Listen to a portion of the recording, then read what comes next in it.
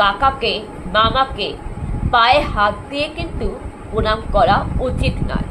তার কারণ যবে থেকে কংসকে শ্রীকৃষ্ণ বধ করেছিলেন, শ্রীকৃষ্ণ তার মামা কংসকে বধ করেছিলেন, পঞ্চপাণ্ডব শকুনি মামাকে বধ করেছিলেন এবং বিভীষণ তার ভাই রাবণের পুত্র ইন্দ্রজিৎকে হত্যা করেছিলেন, কাকা হয়ে ভাস্তাকে হত্যা করেছিলেন ঘরশত্রু বিভীষণ।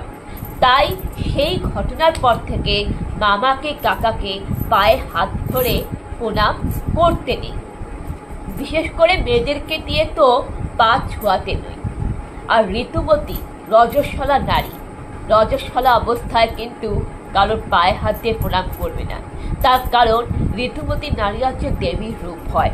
মা বসুন্ধরাও ঋতুবতী, দেবী কামাখ্যা মাও ঋতুবতী। আর ঋতুবতী নারীরা কিন্তু প্রথম নারীত্বের রূপে আসে। যে ঋতুবতী হচ্ছে মানব সভ্যতার সৃষ্টি, পবিত্র আত্মার সৃষ্টি। তাই ঋতুবতী নারীরা কখনোই কারো পায়ে হাত ধরে প্রণাম করবে না। এবার আপনি খেতে বসছেন, ভোজন করছেন, সেই অবস্থায় আপনি কারো পায়ে হাত ধরে প্রণাম করবে না। বিশেষ করে এঁঠো মুখে এঁঠো হাতে আপনি ভাত খাচ্ছেন বা কোনো বয়সের বড় গুরুজনকে আসতে দেখে আপনি পায়ে হাত দিয়ে প্রণাম করলেন, এই ভুলটা করবে না। খেতে বসে খেতে খেতে কারো পায়ে হাত দিয়ে প্রণাম করতে নেই। আর কোনো মানুষ হয়তো খাইতে বসে, ভোজনে বসে আহার করছে, সেই সময় আপনি তার পায়ে হাত দিয়ে প্রণাম করবে না। শ্মশান ঘাট থেকে, কবরস্থান থেকে অন্তিম সৎকার করে আসছে, সেই সময় তার পায়ে হাত দিয়ে প্রণাম করা উচিত নয়। তার কারণ শ্মশান ঘাটে সেই মানুষটা তো দেহ পুড়িয়ে আসছে, তাদের মধ্যে নেগেটিভ শক্তি রয়েছে, অশুভ শক্তি রয়েছে। তাই আপনি যদি তার পায়ে হাত দিয়ে প্রণাম করেন, আপনার মধ্যে নেগেটিভ এনার্জিটা চলে যাচ্ছে। তাই ভুল করে শ্মশান কবর থেকে আসা মানুষের পা ধরে প্রণাম করবে না।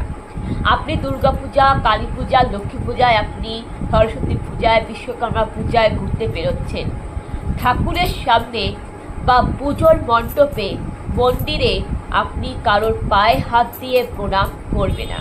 এতে ভগবানকে অপমান করা হয়। তখন শুধু একমাত্র ভগবানকে প্রণাম করবে, ভগবানের সামনে কারো পায়ে হাত দিয়ে প্রণাম করতে নেই।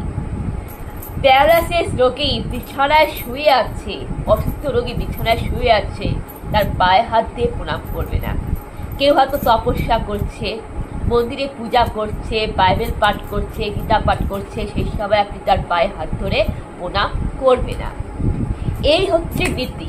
তাই এই সঠিক নীতি মেনে আপনি বাকিদের পায়ে হাত দিয়ে প্রণাম করুন।